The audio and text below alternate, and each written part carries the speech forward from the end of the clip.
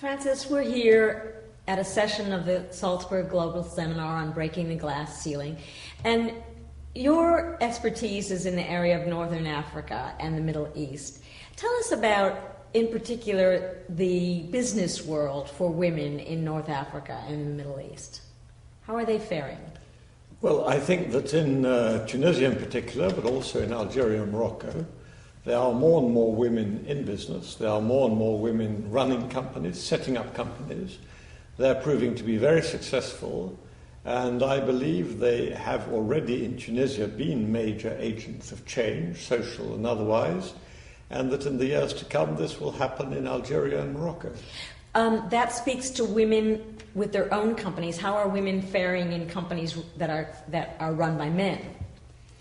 Well, I think if you take Tunisia, where the women have had a degree of education which is very high, have had rights which they didn't even have in Europe in the 1960s, they are playing an increasing role in government, as civil servants, as doctors, as teachers.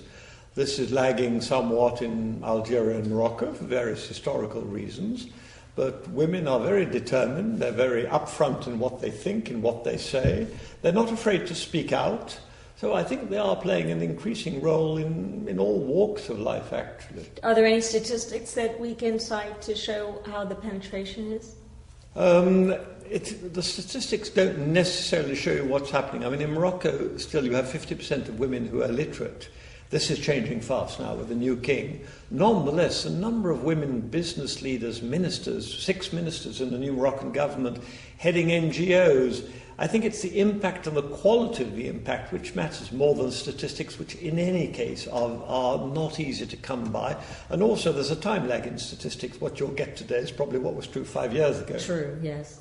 What's the connection between women in business and women in politics in those countries? Is progress linked, or are they proceeding on separate tracks? I think that politics is not an area where women have a huge impact today. It's true in Tunisia, where women have had their rights, as I said before, many European countries. But then this is no surprise, because if you look at Europe, indeed if you look at the United States, the impact of women in politics lags way behind their impact in business, in the arts and other things. How do you see this unfolding in the next few years, the women's progress? Well, I think the women's progress will move faster and faster for 2 or 3 reasons. One is the world is connected. Everybody watches television channels from all over the world. The information circulates much faster. The other point, which I think is very important in the case of North Africa, is millions of North Africans live in Europe, work in Europe, often have French, Belgian or Dutch citizenship. Mm-hmm. And they are influencing their sisters, if you take the women, the men, back home, even in poorer regions, to a degree which is extraordinary.